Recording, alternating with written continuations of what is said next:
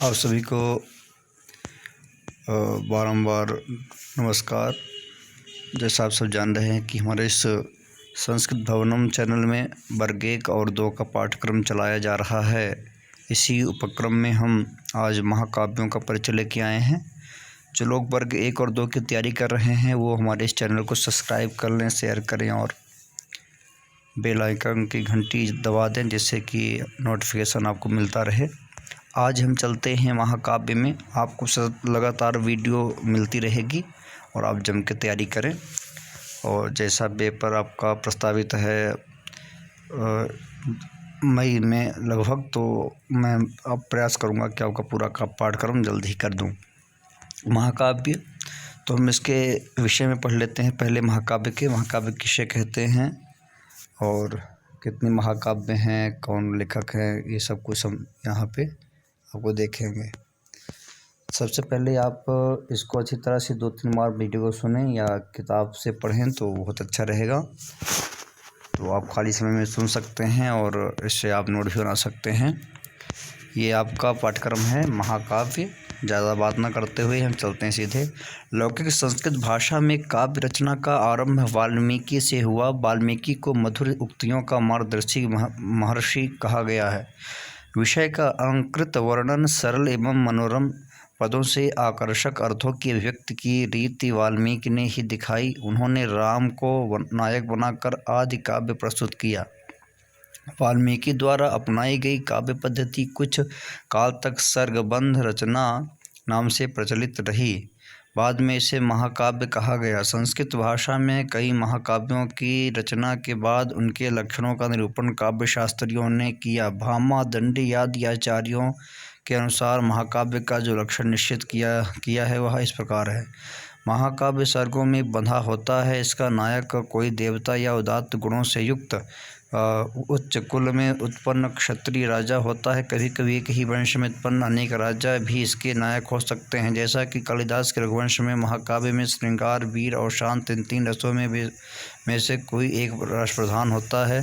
अन्य रस की सहायक के रूप में आते हैं। नाटकों में स्वीकृत कथा वस्तु की संधियों के साथ महाकाव्य में भी कथा वस्तु के स्वाभाविक विकास है तो मुख, प्रतिमुख आदि संधियों का प्रयोग होता है। अर्थ, धर्म, काम और मोक्ष में से कोई एक पुरुषार्थ महाकाव्य के उद्देश्य के रूप में होता है।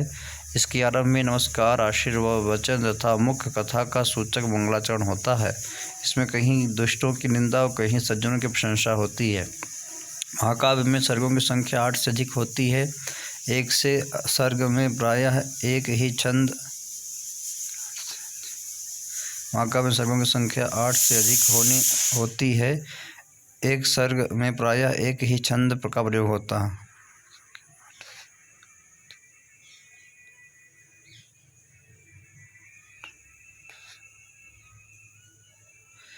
8 से अधिक होती है। एक सर्ग में प्रायः एक ही छंद का प्रयोग होता है। इसके अंत में छंद परिवर्तन किया जाता है। सर्ग के अंत में भावी कथा की सूचना दी जाती है। महाकाव्य में संध्या, सूर्य, चंद्र, रात्रि, प्रभात, आखेट, ऋतु, पर्वत, वन, समुद्र, संयोग, वियोग, मुनि, राजा, यज्ञ, युद्ध, यात्रा, विवाह, मंत्रण आदि का अवसर के अनुकूल वर्णन होता है। महाकाव्य का नामकरण कवि, कथानक, नायक आदि के आधार पर होता है। संस्कृत महाकाव्यों के विकास क्रम में क्रमशः कालिदास, अश्वघोष, भारवी, भट्टी, माघ, कुमारदास तथा श्रीहर्ष के नाम मुख्य रूप से लिए जाते हैं। इनकी रचनाएं महाकाव्य साहित्य में अमर है। इनका विवरण निम्नलिखित है। कालिदास, संस्कृत कवियों में कालिदास श्रेष्ठ हैं। इन्हें परवर्ती कवियों ने कवि कुर की उपाधि दी है। इन्होंने 2 महाकाव्य कुमार संभव तथा रघुवंश, 2 खंड काव्य ऋतुसंहार तथा मेघदूत और 3 नाटक विक्रमोर्वशीय, मालवी, मित्रम तथा अभिज्ञान शाकुंतलम लिखे हैं। दुर्भाग्यवश कालिदास का काल निश्चित नहीं है। कुछ लोग इनका काल प्रथम शताब्दी ईसा पूर्व में मानते हैं तो दूसरे लोग इन्हें गुप्त वंश के चंद्रगुप्त द्वितीय का समकालीन सिद्ध करते हैं। कालिदास ने अपने काव्यों में वाल्मीकि की शैली को स्वीकार किया है। इस महाकाव्य के द्वितीय सर्ग में दिलीप की गौ सेवा, चतुर्थ सर्ग में रघु की दिग्विजय यात्रा, षष्ठ में इंदुमती का स्वयंवर तथा त्रयोदश सर्ग में राम का अयोध्या लौटना वर्णित है। ये रघुवंश के उत्तम स्थल हैं। रघुवंश के अंतिम 19वें सर्ग में राजा अग्निवर्ण के विलासमय जीवन का चित्र खींचा गया है और रघुकुल का पतन दिखाया गया है। रघुवंश गृहस्थ जीवन का समर्थन करता है और रघुवंशी राजाओं के उच्च आदर्शों का प्रतिपादक है। इन दोनों महाकाव्यों में कालिदास ने वैदर्भी रीति का प्रयोग किया है और उनमें सभी रसों को प्रकाशित करने की क्षमता वाला प्रसाद गुण विद्यमान है। अश्वघोष के दो महाकाव्य हैं, बुद्धचरितम और सौंदर्यनंद। इनका समय प्रथम शताब्दी ईसा पूर्व है। कुषाण वंश के राजा कनिष्क के समकालीन थे। अश्वघोष मूलतः अयोध्या के रहने वाले ब्राह्मण थे जो बाद में बौद्ध बन गए थे। ये बहुत बड़े आचार्य और वक्ता थे। इन्होंने इन दो महाकाव्यों के अतिरिक्त एक नाटक सार्यपुत्र प्रकरणम भी लिखा था जो खंडित रूप में मध्य एशिया से प्राप्त हुआ है। बुद्धचरितम यह भगवान बुद्ध के जीवन और उपदेशों का वर्णन करता है। लेखक इसके अश्वघोष हैं। इसमें मूलतः 28 सर्ग थे किंतु आज इसके प्रथम 14 सर्ग ही उपलब्ध हैं। वैसे पूरे महाकाव्य के तिब्बत और चीनी भाषा में अनुवाद भी हो चुके थे जो उपलब्ध हैं। बुद्धचरित पर रामायण का बहुत अधिक प्रभाव पड़ा है। इसके कई दृश्य रामायण से समता रखते हैं। घटनाओं का चयन तथा आयोजन करने में अश्वघोष अधिक प्रभाव डालते हैं। बौद्ध होते हुए भी प्राचीन वैदिक परंपराओं के प्रति इनमें गहन निष्ठा है। बुद्धचरित के पूर्वार्ध में बुद्ध के निर्वाण तक का वर्णन है। शेष भाग में उनके उपदेशों तथा उत्तरकालिक जीवन का चित्रण है। सौंदर्यनंद यह अश्वघोष का दूसरा महाकाव्य है। इसमें 18 सर्ग हैं। इसमें बुद्ध के सौतेले भाई नंद की धर्म दीक्षा का वर्णन है। इस महाकाव्य के आरंभिक भाग में कवि ने नंद और उसकी पत्नी सुंदरी के परस्पर अनुराग को श्रृंगार ढंग से प्रस्तुत किया है। नंद के बुद्ध के बिहार में चले जाने पर दोनों की विरह व्यथा का पृथक वर्णन किया गया है। नंद के मानसिक संघर्ष का चित्रण करने में कवि ने पूर्ण सफलता पाई है। बौद्ध धर्म के उपदेशों का अत्यंत रोचक उपमाओं के द्वारा इसमें प्रतिपादन किया गया है। जो नंद काम में आसक्त था वही धर्मोपदेशक बन जाता है। अश्वघोष के दोनों महाकाव्य वैदर्भी रीति में लिखे गए हैं। उनमें अलंकारों का प्रयोग स्वाभाविक रूप से है। अश्वघोष ने बौद्ध धर्म के उपदेशों को काव्य का रूप देकर प्रस्तुत किया है जिससे लोग संन्यास धर्म के प्रति प्रवृत्त हो भोग के प्रति अनासक्ति और संसार की असारता दिखाने में कवि को पूरी सफलता मिली है। भारवी ने संस्कृत महाकाव्य को एक नई दिशा दी है। इसके पहले के कवि कथा वस्तु के विकास पर अधिक ध्यान देते थे। वर्णनों पर कम भारवी ने कथानक से अधिक संबद्ध वस्तु के वर्णन वैचित्र को महत्व दिया। महाकाव्य की इस पद्धति को अलंकृत पद्धति या विचित्र मार्ग कहा गया है। भारवी का समय 500 ईसा से 600 ईसा के बीच माना गया है। ऐहोल अभिलेख 634 में भारवी का नाम कालिदास के साथ लिया गया है। उस समय तक के ये प्रसिद्ध कवि हो गए थे। किरातार्जुनीयम यह भारवी की एकमात्र रचना है। इसमें 18 सर्ग हैं। इंद्रकील पर्वत पर दिव्य अस्त्र प्राप्त करने वाले अर्जुन और विराट और आपका किरात वेशधारी भगवान शंकर का युद्ध इस काव्य में मुख्य रूप से वर्णित है। भगवान शंकर ने प्रसन्न होकर अर्जुन को दिव्य अस्त्र प्रदान किया। इसका कथानक बहुत छोटा है किंतु भारवी की वर्णन पद्धति से इस महाकाव्य को विस्तार मिला है। चतुर्थ से एकादश सर्ग तक कवि ने ऋतु, पर्वत, अप्सराओं की क्रीड़ा, सूर्योदय, सूर्यास्त आदि का विस्तृत वर्णन किया है। इसमें अलंकरण और कल्पना का आधिक्य तथा स्वाभाविकता का अभाव है। भारवी का अर्थ गौरव प्रसिद्ध है। इनके श्लोकों में बहुत से ऐसे अंश हैं जो नीति वाक्य या लोकोक्ति के रूप में प्रचलित है। जैसे हितम मनोहारित दुर्लभम वचा, ऐसी बातें दुर्लभ होती हैं जो हितकर भी हों और मनोहर भी। सहसा विदधीत न क्रियाओं, कोई कार्य सहसा नहीं करना चाहिए इत्यादि। भारवी ने चित्र काव्य का पर्याप्त प्रयोग किया है। कहीं एक ही व्यंजन से बना श्लोक है तो कहीं 2 व्यंजनों से। इस रचना में भारवी ने पांडित्य का प्रदर्शन किया है। इसलिए भारवी की कविता को नारियल के फल के समान कहा गया है जो ऊपर से रुक्ष है किंतु भीतर से सरल है। भट्टी अपने काव्य में व्याकरण के नियमों का प्रयोग कर भट्टी ने संस्कृत शास्त्र का परंपरा का आरंभ किया। वे काव्य के द्वारा सरलता से व्याकरण सिखाते हैं। उन्होंने अपना यह काव्य वल्लभी नगरी गुजरात में श्रीधर नामक राजा के संरक्षण में लिखा था। श्रीधर सेन नाम के 4 राजा 500 से 650 ईस्वी के बीच हुए। अतः भट्टी का समय अधिक से अधिक 450 ईस्वी तक हो सकता है। सामान्यतः विद्वानों ने इनका समय 6वीं शताब्दी के उत्तरार्ध एवं 7वीं शताब्दी के आरंभ में माना। रावण वध या भट्टिकाव्य इनका रावण वध या भट्टिकाव्य 22 सर्गों में निबद्ध है। इनमें रामायण की कथा सरल तथा संक्षिप्त रूप से वर्णित है। मनोरंजन के साथ संस्कृत व्याकरण का पूर्ण ज्ञान देना इस महाकाव्य का उद्देश्य है। भट्टी ने कहा है कि व्याकरण की आँख रखने वाले के लिए यह काव्य दीपक के समान है। व्याकरण के अतिरिक्त अलंकार शास्त्र के ज्ञान का भी प्रदर्शन भट्टी ने इस महाकाव्य में किया है। कुमारदास का समय 6वीं शताब्दी माना जाता है। कुछ लोग इन्हें 8वीं शताब्दी का भी मानते हैं। इनका जन्म स्थान सिंघल द्वीप श्रीलंका है। जानकी हरण कुमारदास द्वारा 20 सर्गों में रचित राम की कथा पर आश्रित महाकाव्य है। कालिदास के रघुवंश का अनुकरण इन्होंने अपने महाकाव्य में किया है। राजशेखर ने इनकी प्रशंसा में कहा है कि जानकी हरणम कर्तुम रघुवंशे स्थिते सती कवि कुमारदासश्च रावणश्च यदि क्षमा। रघुवंश इस महाकाव्य का रघुवंशी राजा के रहते हुए जानकी हरण इस नाम का महाकाव्य सीताहरण करने की क्षमता आदि किसी में है तो वह कुमारदास में है या रावण में। जानकी हरण महाकाव्य अपने शीर्षक से लेकर सीताहरण से संबंध प्रतीत होता है, किंतु इसमें राम के जन्म से लेकर अभिषेक तक की पूरी कथा है। माघ राजस्थान के भीनमाल या श्रीमाल नगर के निवासी थे। इनके पितामह वहां के राजा के प्रधानमंत्री थे। इनका समय 700 ईसा पूर्व माना जाता है। माघ की एकमात्र रचना शिशुपाल वधम महाकाव्य है। माघ इस काव्य की रचना में भारवी और भट्टी से बहुत प्रभावित हैं। भारवी से प्रतिस्पर्धा तो उनके महाकाव्य में प्रारंभ से अंत तक दिखाई पड़ती है। भारवी शिव का यशोगान करते हैं तो माघ विष्णु का। माघ अलंकृत काव्य रचना में भारवी से आगे बढ़ गए हैं। शिशुपाल वधम ये माघ की रचना है। 20 सर्ग हैं इसमें। बृहत्त्रयी का ये आपका ग्रंथ है। शिशुपाल वधम 20 सर्गों का उत्कृष्ट महाकाव्य है जिसमें कृष्ण द्वारा शिशुपाल के वध की कथा वर्णित है।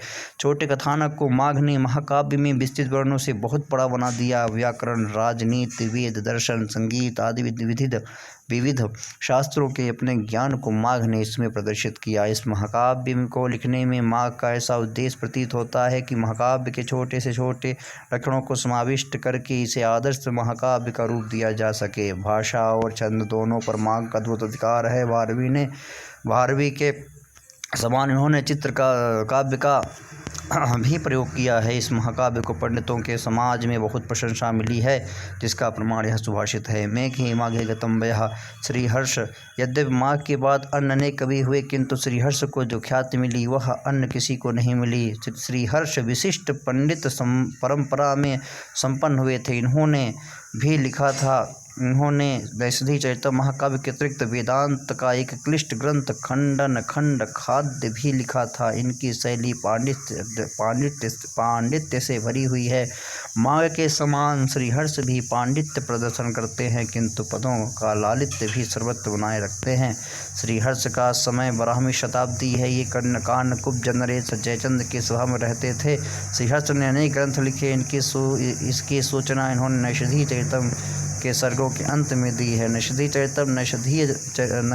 चरित्र में निषद देश के राजा नल के जीवन का वर्णन है। नल और दमयंती के परस्पर प्रेम तथा विवाह की संक्षिप्त कथा को कल्पना शक्ति के सहारे श्रीहर्ष ने 22 सर्गों में फैलाया है। उनके प्रेम, हंस तथा देवता बहुत महत्वपूर्ण योगदान करते हैं। नैषधीय चरित्र में श्रीहर्ष ने अपने प्रौढ़ पांडित्य का इतना अधिक प्रदर्शन किया है कि यह शास्त्र काव्य बन गया। साधारण संस्कृतज्ञ इसके साथ खिलवाड़ नहीं कर सकते। विद्वानों के गर्भरूपी रोग को दूर करने के लिए यह औषध माना गया। नैषधम विद्वद्औषधम। इस महाकाव्य को भारवी और माघ के काव्यों से भी उत्कृष्ट कहा गया। तावद भारविर्भाति यावन माघस्य नोदया उदिते नैषधे काव्ये क्व माघ क्व च भारवी। अर्थात भारवी की शोभा तब तक है जब तक माघ का उदय नहीं हुआ, और जब नैषध काव्य का उदय हो गया तो वहाँ कहाँ माघ और कहाँ भारवी। भारवी, माघ और श्रीहर्ष इन तीनों महाकाव्यों किरातार्जुनीयम, शिशुपाल वधम और नैषधि चरितम को संस्कृत विद्वान बृहत्त्रयी कहते हैं। इन तीनों ने अलंकृत पद्धति का अनुसरण किया है। कालिदास के 3 काव्यों रघुवंश, कुमार संभव और मेघदूत को सरल शैली का आश्रय लेने के कारण लघुत्रयी कहा गया है। इन 6 काव्यों का संस्कृत परंपरा में विशेष रूप से प्रचार है। अन्य महाकाव्य। संस्कृत भाषा में महाकाव्य रचना बहुत लोकप्रिय रही है। उपयुक्त महाकाव्यों के अतिरिक्त प्राचीन काल में भी अनेक महाकाव्य लिखे गए थे। यह परंपरा आज तक चली आ रही है। यहाँ कुछ महाकाव्यों के नाम दिए जा रहे हैं। हरविजय नामक महाकाव्य कश्मीरी कवि रत्नाकर द्वारा लिखा गया, जिसका समय 850 ईस्वी माना जाता है। इस महाकाव्य में भगवान शिव की अंधकासुर पर विजय का विस्तार से वर्णन है। इसमें 50 सर्ग हैं। महाकाव्य की विशालता के कारण रत्नाकर की कीर्ति बहुत फैल गई। रत्नाकर के समकालीन शिवस्वामी ने बौद्ध ग्रंथ अवदान शतकम की एक कथा पर आश्रित कप्पणाभ्युदय नामक महाकाव्य लिखा। यह 20 सर्गों का बौद्ध महाकाव्य है। कश्मीर के ही निवासी क्षेमेंद्र ने 3 प्रसिद्ध महाकाव्यों का प्रणयन किया, रामायण मंजरी, भरत मंजरी और बृहत कथा मंजरी। ये तीनों प्रसिद्ध कथाओं पर आश्रित है। क्षेमेंद्र ने 1067 ईस्वी में अपना अंतिम महाकाव्य दशावतार चरितम लिखा। क्षेमेंद्र का जीवन काल 995 से 1070 ईस्वी तक है। एक अन्य कश्मीरी कवि मंख ने श्रीकंठ चरितम नामक महाकाव्य 25 सर्गों में लिखा, जिसमें शिव द्वारा त्रिपुर के पराजय का वर्णन है। इनका समय 12वीं शताब्दी ईसा है। अन्य प्रदेशों के कवियों ने भी समय समय पर महाकाव्य रचना की।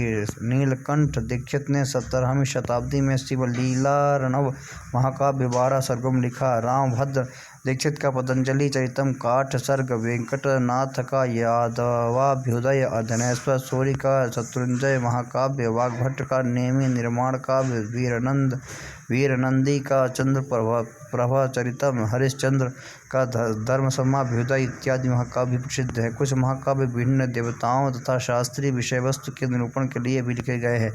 हेमचंद्र का कुमारपालिक चरितम 28 सर्गों का महाकाव्य है, जिसके प्रथम 20 सर्गों में व्याकरण के नियमों के अनुसार संस्कृत भाषा के रूपों का प्रयोग दिखाया गया है और अंतिम 8 सर्गों में प्राकृत तथा अपभ्रंश भाषा के व्याकरण संबंध रूपों का प्रयोग है। इसे द्वाश्रय काव्य भी कहते हैं। आधुनिक युग में भी संस्कृत महाकाव्यों की रचना हो रही है। वर्तमान महापुरुषों तथा घटनाओं को विषय बनाकर अनेक महाकाव्य लिखे गए हैं। महापुरुषों में गुरु गोविंद सिंह, शिवाजी, स्वामी दयानंद, रामकृष्ण परमहंस, विवेकानंद, महात्मा गांधी, सुभाष चंद्र बोस, जवाहरलाल नेहरू आदि पर अनेक संस्कृत महाकाव्य लिखे गए हैं। आधुनिक काल में प्राचीन विषयों पर भी अनेक महाकाव्य लिखे गए हैं। यही नहीं, विदेशी महापुरुष भी संस्कृत महाकाव्य के विषय बने हैं।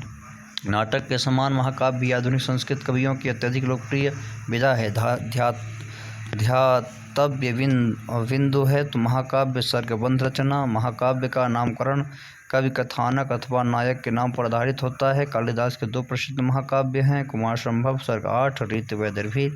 विषय शिव पार्वती के विवाह तथा कुमार कार्तिकेय के जन्म की कथा है। कालिदास के श्रृंगार रस के प्रति विशिष्ट आकर्षण का द्योतक है। रघुवंश सर्ग 19, ऋतवैदर्भी है। विषय इक्ष्वाकु वंश के विभिन्न राजाओं का विस्तृत वर्णन, गृहस्थ जीवन की श्रेष्ठता का प्रतिपादन, रघुवंशी राजाओं के उच्च आदर्शों का द्योतन, सभी रसों के प्रकाशक प्रसाद गुण से परिपूर्ण। अश्वघोष के 2 महाकाव्य, बुद्धचरितम सर्ग 28, उपलब्ध 14। विषय भगवान बुद्ध के जीवन और उपदेशों का वर्णन। सौंदर्यनंद सर्ग 18, ऋतवैदर्भी। विषय नंद और सुंदरी के परस्पर अनुराग का श्रृंगारपूर्ण वर्णन। बुद्ध के सौतेले भाई नंद की धर्म दीक्षा का वर्णन। बौद्ध धर्म के उपदेशों की रोचक एवं काव्यमय प्रस्तुति। किरातार्जुनीयम 18 सर्ग। विषय इंद्रकील पर्वत पर दिव्य अस्त्र प्राप्त करने वाले अर्जुन और किरात वेशधारी भगवान शंकर के युद्ध का वर्णन। इस महाकाव्य के प्रसिद्ध नीतिवाक्य हितम मनोहाच दुर्लभम बचा सहसा विदित न क्रियाम।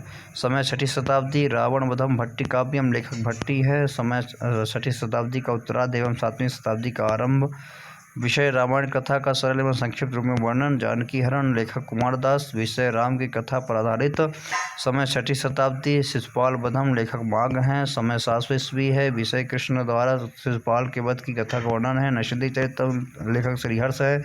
समय 12वीं शताब्दी है। विषय निषद देश के राजा नल एवं दमयंती के प्रणय का वर्णन है। बृहत्त्रयी कृतार्जुनीयम भारवी कृत, शिशुपाल वधम माँ कृत और नैषधि चरितम श्रीहर्ष कृत बृहत्त्रयी कहलाते हैं। हर विजयम, लेखक रत्नाकर कश्मीरी कवि है।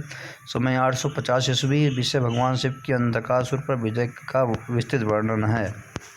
कप्फणाभ्युदय, लेखक शिवस्वामी हैं। विषय बौद्ध ग्रंथ अवदान शतकम की कथा पर आश्रित है। रामायण मंजरी, भारत मंजरी और बृहत कथा मंजरी, लेखक क्षेमेंद्र हैं। विषय प्रसिद्ध कथाओं पर आश्रित है। दशावतार चेतम, लेखक क्षेमेंद्र हैं। समय 995 ईस्वी से 1070 ईस्वी है। श्रीकंठ चरितम, ये लेखक मंक कश्मीरी कवि हैं। समय 12वीं शताब्दी है। विषय शिव द्वारा त्रिपुर की पराजय का वर्णन है। सर्ग 25 है। शिव लीला रणव, लेखक श्री नीलकंठ दीक्षित हैं। समय 17वीं शताब्दी है। सर्ग 12वीं सर्ग 12 सर्ग हैं। पतंजलि चरितम, लेखक रामभद्र दीक्षित हैं। सर्ग 8 है। यादवाभ्युदयम, लेखक वेंकटनाथ हैं। शत्रुंजय, लेखक धनेश्वर सूरी हैं। नियम निर्माण महाकाव्यम, लेखक वाग्भट्ट हैं। चंद्रप्रभा चरितम, लेखक वीरनंदी हैं। धर्म शर्माभ्युदय, लेखक हरिश्चंद्र हैं। कुमारपाल चरितम द्वयाश्रय काव्य है ये, तो लेखक इसके हेमचंद्र हैं। सर्ग 28 है। द्वाश्रय काव्य, ऐसा काव्य जो 2 कथाओं पर आधारित हो। वर्तमान संस्कृत काव्य, अनेक महापुरुषों तथा गुरु गोविंद सिंह, शिवाजी, स्वामी दयानंद, रामकृष्ण परमहंस, विवेकानंद, सुभाष चंद्र बोस आदि पर लिखे गए हैं। इस प्रकार आप इसको देख सकते हैं। अब ये आपका महाकाव्य पूरा हो गया है। आगे हम कल आपका खंड काव्य की वीडियो लाएंगे। चैनल को लाइक करें, सब्सक्राइब करें और शेयर करें।